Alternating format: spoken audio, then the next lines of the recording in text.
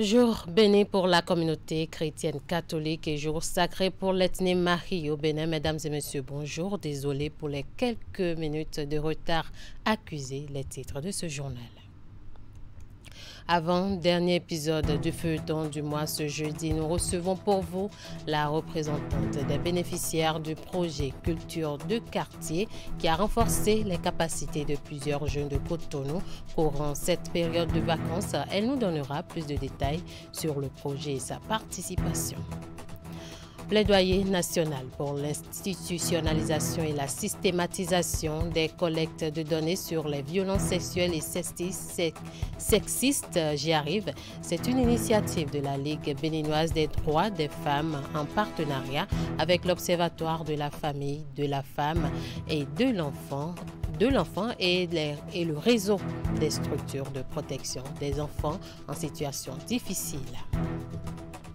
Et puis, les enseignants formateurs de l'enseignement et de la formation technique et professionnelle, de même que les jeunes diplômés sans emploi, bénéficient depuis le début de semaine d'une formation sur la mise en œuvre des stratégies d'enseignement. C'est le lycée technique de Boïcon qui a abrité la cérémonie de lancement de cette première vague de formation. Dans un instant, les détails. À nouveau, bonjour. Prévu pour agrémenter la période des vacances pour les jeunes de Cotonou et environ, l'initiative du gouvernement Chante et danse avec l'Amazone a pris ses quartiers sur l'esplanade de l'Amazone. Des moments de grande ambiance, musique et danse avec un public surexcité. Avec nos équipes, nous avons passé un moment d'après-midi au pied de l'Amazone pour vivre cette ambiance électrique avec le public. Les détails. Cotonou, la capitale économique du Bénin, rayonne de 1000 couleurs cet après-midi. L'initiative Chante et danse avec l'Amazone, organisée sur l'esplanade de la place de l'Amazone, a métamorphosé l'espace public en un véritable théâtre de festivités mêlant musique et rire. La place, toujours animée, se transforme dès le crépuscule. La scène, faite d'un podium, abrite des jeunes interprètes fredonnant des mélodies envoûtantes et gaies. Progressivement, la foule s'agrandit.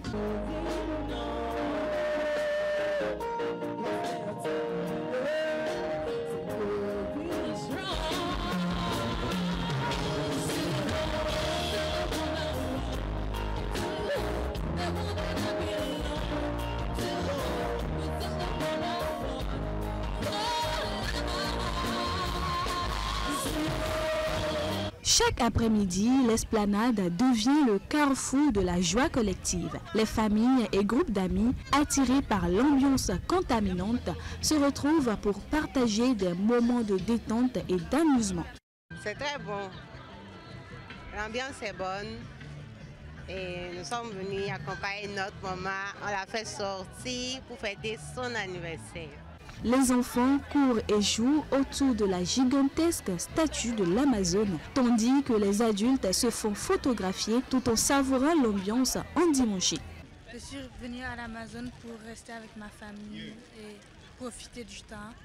L'atmosphère énergique et festive se maintient jusqu'à la fin de la soirée.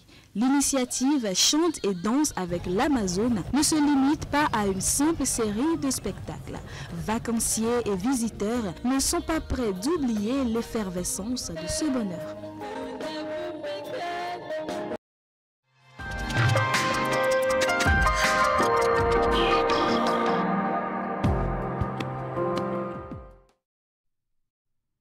Comme annoncé en titre, l'épisode du feuilleton du mois de ce jeudi reçoit pour vous Madame Edna Amadji. Elle a participé au projet Culture de quartier édition 2024, un projet qui a formé une cinquantaine de jeunes dans divers domaines à Cotonou. Edna Amadji, bonjour. Bonjour madame.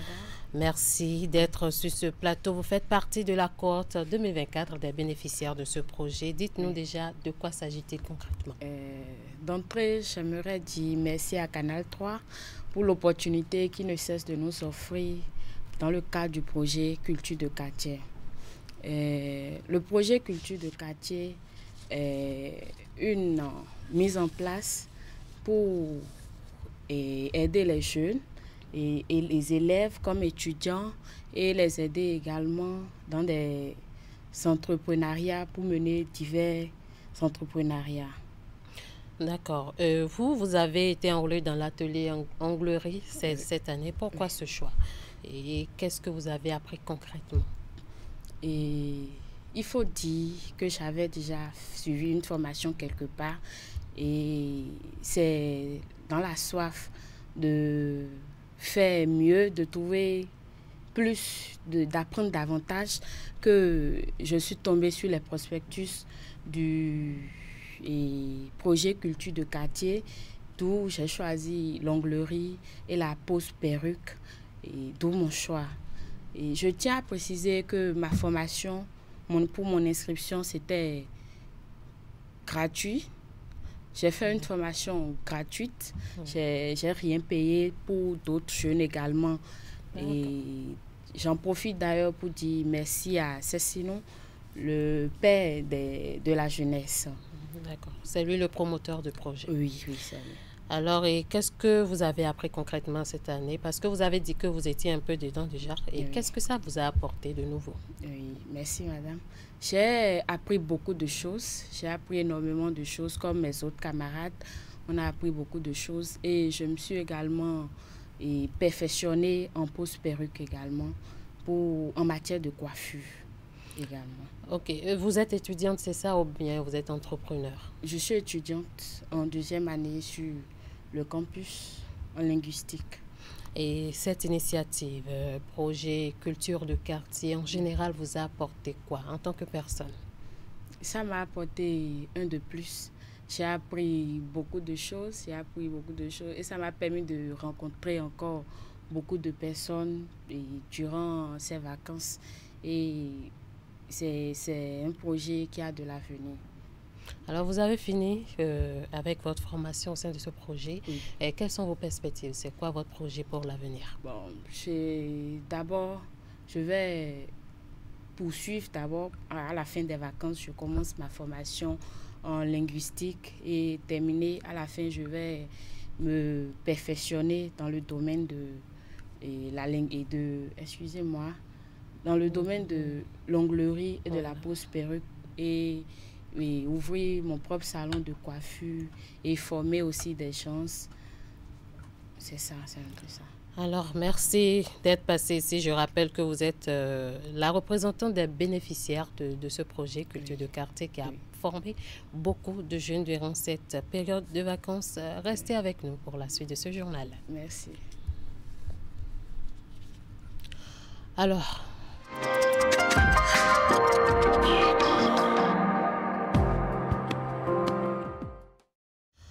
le gouvernement béninois a lancé ce mardi 13 août 2024 la campagne d'orientation des nouveaux bacheliers. C'est l'université d'Abomey-Calavi qui a accueilli la cérémonie officielle de la campagne présidée par le ministre de l'Enseignement supérieur et de la Recherche scientifique. C'était en présence de plusieurs cadres du monde éducatif et de plus de 1500 étudiants. Ingrid Elvis Tonocoin pour les détails. Plus question pour les nouveaux bacheliers qui s'apprêtent à démarrer leur cursus universitaire de s'inquiéter pour le choix de leur formation. La transition du secondaire au supérieur étant un virage décisif, le gouvernement béninois, soucieux de leur avenir, se propose de les aider à opérer un bon choix de filière de formation. Une mission qu'accomplissent ici 2 ministres du système éducatif. Après le passage de nos équipes, ce que vous allez entendre ici, il ne faut pas nécessairement les obliger, il faut échanger avec eux, leur montrer maintenant les débouchés, les avantages et les inconvénients du choix de chaque filière. Vous voyez. Quant aux jeunes bacheliers, c'est une chance pour vous. Nous, on n'a pas connu cette chance. En notre temps, on vient seulement ici, on regarde sur les tableaux, on dit moi j'irai ici, j'irai ici, j'irai ici, j'irai ici. Les nouvelles filières de diplôme de technicien offrent des opportunités exceptionnelles pour ceux qui souhaitent se spécialiser dans les domaines techniques et technologiques. Nous encourageons vivement nos jeunes apprenants à accorder une importance à ces filières qui sont porteuses d'avenir et répondent aux besoins du marché du travail. Les différentes formations qu'offre le paysage universitaire béninois Leurs avantages et débouchés professionnels étaient au menu de cette campagne d'orientation des nouveaux bacheliers. Les modes d'entrée dans les universités, les quotas d'allocation universitaire et les innovations ont été aussi longuement exposés à cette assistance de plus de 1500 étudiants, tous dotés du guide d'orientation universitaire. Si l'entité, c'est un exemple que je donne, l'entité ne sait offrir que 1000 places et qu'il y a une agglutination, tout le monde veut aller là et que au niveau de la plateforme, et ça c'est une innovation, vous vous retrouvez déjà à 3000 inscrits. C'est ça une innovation, ça doit être relayé. La plateforme vous donne la possibilité de savoir qui sont ceux-là qui sont inscrits avant vous, qui sont ceux qui ont plus de mentions que vous. Vous les voyez et ça vous permet de vous ajuster. On a combien de possibilités d'octroi de bourse ou d'allocation? Vous le voyez et vous faites des choix vraiment responsables. Les nouveaux bacheliers ont le choix entre 915 filières de formation pour 171 écoles, instituts ou facultés. Après monbac.bj, c'est sur cette plateforme que s'opère le choix des filières du 27 août au 9 septembre 2024. Quant à la campagne d'orientation, elle se poursuit sur tous les autres sites universitaires. Je l'annonçais en début d'édition, la Ligue béninoise des droits des femmes a fait hier mercredi un plaidoyer national pour l'institutionnalisation et la systématisation des collectes de données sur les violences sexuelles et sexistes. Ceci en collaboration avec l'Observatoire de la famille, de la femme et de l'enfant et le réseau des structures de protection des enfants en situation difficile. L'objectif de ce plaidoyer est la vulgarisation du système intégré de données relatives à la famille, la femme et l'enfant de nouvelle génération SIDOFE NG et renforcer l'appui de l'OFE dans la collecte de données. Cet atelier s'est tenu dans la commune d'Abomey-Calavi. Plus de précisions dans ce reportage. Séance d'échange et de partage d'expériences autour de la vulgarisation du système intégré de données relatives à la famille, la femme et l'enfant de nouvelle génération, SIDOFE NG. L'événement réunit dans cette salle les membres du réseau des structures de protection des enfants en situation difficile et plus d'une vingtaine d'organisations de la société civile appelées à s'approprier ce dispositif de collecte de données sur l'action sociale. Et il s'agira également pour cette rencontre de renforcer l'appui de l'OFE dans la collecte des données sur les violences sexuelles et sexistes, tant sur les violences basées sur le genre, de manière à ce que ce dispositif puisse nous fournir périodiquement des statistiques actualisées sur ces violences dans notre pays. Les organisations de la société civile jouent un rôle important, constituent un maillon important dans la chaîne de protection et de prise en charge des personnes victimes de violences basées sur le genre et des personnes vulnérables en général. Ça veut dire que les OSC constituent une source essentielle d'informations qui devrait permettre au SIDOFE d'assurer la complétude des données.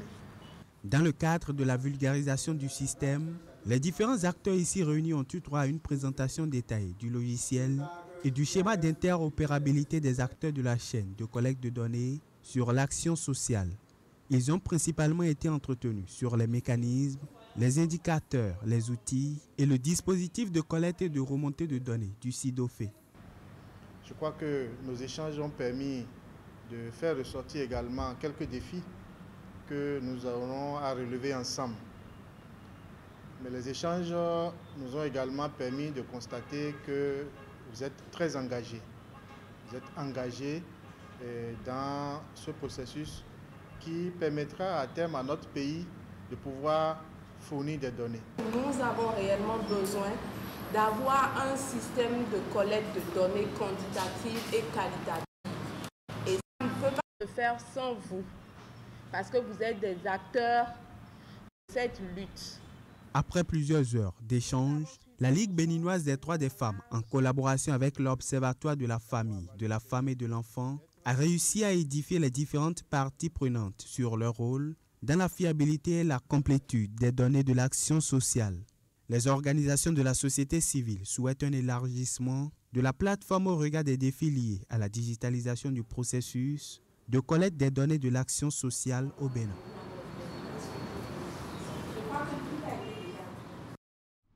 Atelier de formation sur l'évaluation du taux de séquestration du CO2 par un couvert végétal. La session s'est ouverte dans la matinée du mardi et est organisée par la Commission permanente Climat et Environnement de l'Académie nationale des sciences, arts et lettres du Bénin en Salbe. L'objectif est de permettre aux participants venus de différentes structures et les étudiants faisant partie de l'équipe de maîtriser le sujet et de proposer des mesures d'atténuation du phénomène de séquestration du carbone.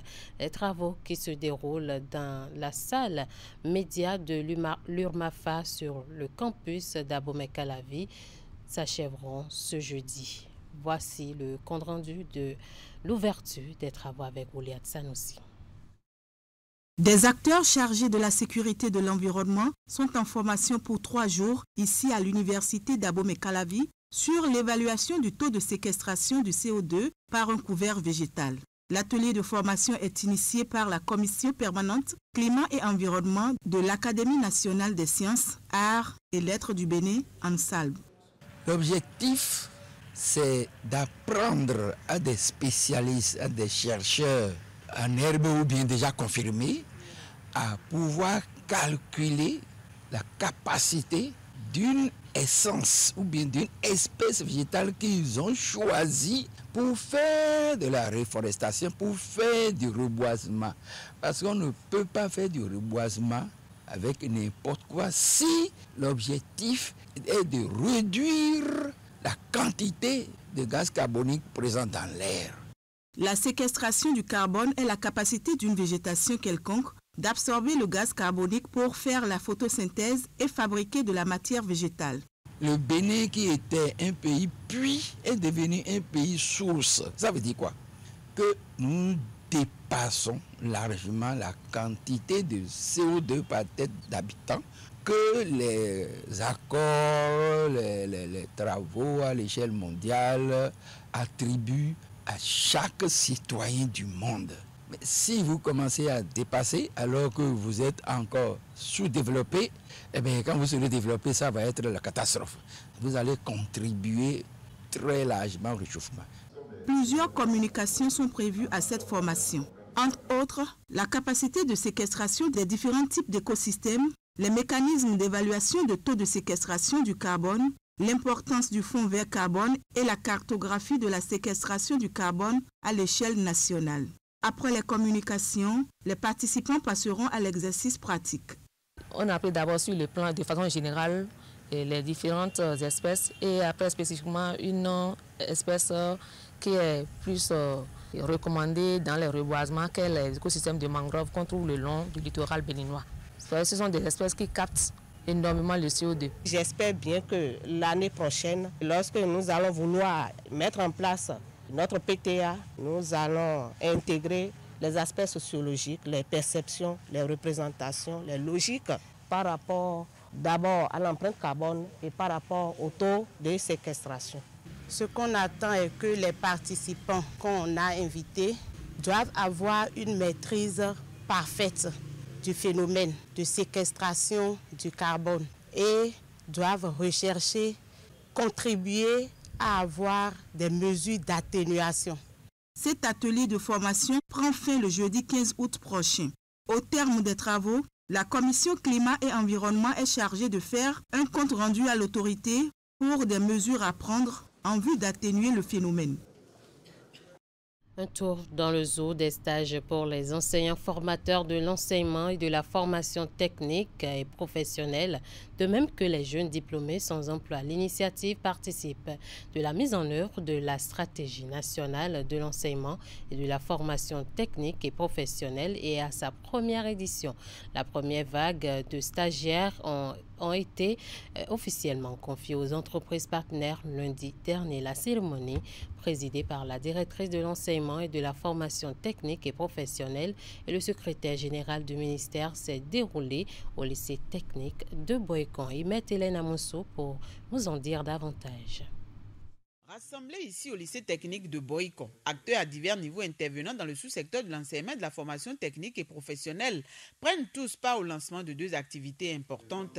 Il s'agit de l'immersion en entreprise des enseignants formateurs ainsi que la reconversion de jeunes diplômés sans emploi de l'EFTP. La concrétisation enfin de ces initiatives témoigne de la volonté du gouvernement de dynamiser l'emploi à travers le renforcement du capital humain pour répondre à la demande du marché du travail. La première activité vise à améliorer les compétences professionnelles des formateurs et enseignants de nos lycées et centres de formation professionnelle, tout en renforçant l'ancrage de nos établissements dans le milieu professionnel. Quant à la seconde activité, relative à la reconversion des jeunes diplômés sans emploi de l'EFTP, elle vise entre autres à faciliter l'insertion socio-économique des jeunes diplômés sans emploi, à améliorer leur employabilité et à les accompagner vers l'entrepreneuriat et l'auto-emploi. Nous pensons qu'un problème crucial de la société est en train d'être solutionné, car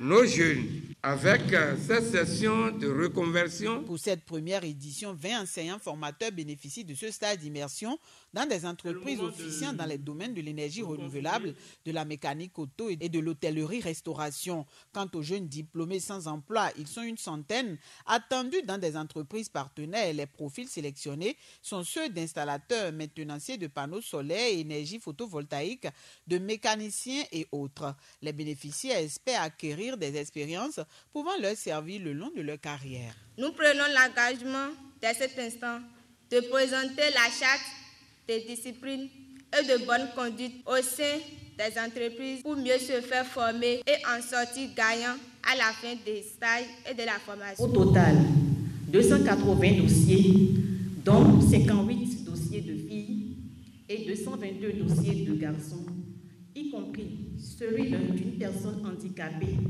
ont été réceptionnés.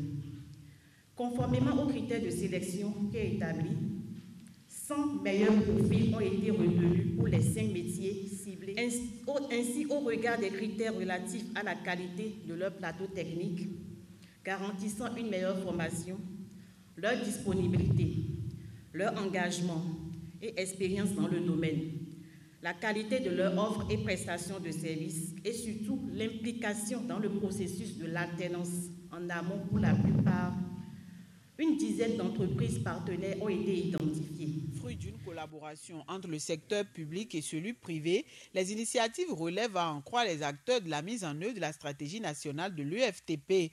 L'expérience sera renouvelée chaque année avec de probables améliorations. Nous restons à Boïkon pour parler cette fois-ci d'un complexe hôtelier qui vient d'être inauguré dressé bien sûr au bord de la route inter-État Cotonou-Parakou à hauteur de Boïkon. L'espace vient d'être inauguré au grand bonheur du promoteur, ses amis proches, le personnel et autres. Hôtel Dana est venu rehausser l'univers hôtelier de la ville Carrefour avec l'ambition de s'imposer par rapport à ses concurrents. Hôtel Dana offre à tous ceux qui désirent s'y rendre des services d'hébergement, de restauration et un cadre de rencontre adéquat ainsi qu'un espace convivial pour le divertissement. La cérémonie d'inauguration a connu la présence de nombreux invités, autorités et autres personnalités. Nous retrouvons Imet Hélène Amoussou pour les détails. Le joyau vient garnir le paysage hôtelier de la ville Carrefour. Conçu avec élégance, il propose aux usagers un cadre reposant et attrayant pour un court séjour ou divertissement, séances de travail ou manifestations diverses. La cérémonie d'inauguration a réuni autour du promoteur Daniel Aglo. Proches et amis et autorités diverses pris d'admiration. Ça fait plaisir de prendre la parole en premier pour remercier l'Éternel des armées qui a permis à la réalisation de ce joyau qui servira désormais d'un lieu de détente et de paisible reposoir, Hôtel Dana. Elle est composée de 52 chambres climatisées, 2 salles de réunion, respectivement de 300 personnes et 200 personnes. Une salle à manger, d'une salle de réception au pair. J'invite les uns et les autres à y fréquenter et orienter vos amis et proches à cet hôtel qui est l'un des plus grands de Boïkon. Ce joyau vient combler une attente, puisque sur l'espace d'Abamana, bien vrai, il y a des hôtels, mais cet hôtel qui vient de naître vient augmenter la gamme des hôtels existants. Et ça donne de la notoriété davantage à mon arrondissement. Riche de ses 52 chambres climatisées et ventilées, de salles de conférences, de restaurants et autres, l'hôtel Dana est situé en bordure de route sur la sortie nord de la ville de Boycon. De par son standing, ses services et le professionnalisme vanté de son personnel, Hôtel Dana ambitionne se positionner parmi les meilleurs de la place. Investi dans le secteur de l'hôtellerie-restauration constitue pour Daniel Aglo l'accompagnement pour la promotion du tourisme et la création d'emplois pour la couche juvénile. Aglo Daniel vient de montrer qu'il est un digne fils de Boycon et que l'évolution de Boycon le préoccupe. Ce qui a servi à l'installation de ce joyau pouvait servir à autre chose. Mais il a dit qu'il emboîte le pas au premier magistrat du pays dont le souci est la création d'emplois. Il a rehaussé le monde des transporteurs. Je voudrais dire merci à Dieu, merci aux membres de nos ancêtres. Et vous savez, tout est grâce. Et la grâce, quand on l'obtient, il faut l'entretenir. Et nous allons l'entretenir par nos visites, par les réunions, les petites réunions dans les salles de conférence ici. Après la cérémonie de coupure de ruban, la visite des lieux, la séance de bénédiction, la cérémonie d'inauguration de l'hôtel Dana s'est prolongée tard dans la nuit. Un dîner a été offert aux invités et a clôturé les manifestations. Les convives sont repartis satisfaits avec la promesse de revenir sur leur pas et multiplier la fréquentation des lieux. Voilà qui met fin à ce 13h au Bénin. Merci de nous avoir suivis et bonne fête de l'Assomption à toute la communauté chrétienne catholique du Bénin. Bonne fête de l'Igname à tous également et bon appétit à ceux qui sont face à un plat d'igname pilé. Merci de rester fidèles à Canal 3 Bénin.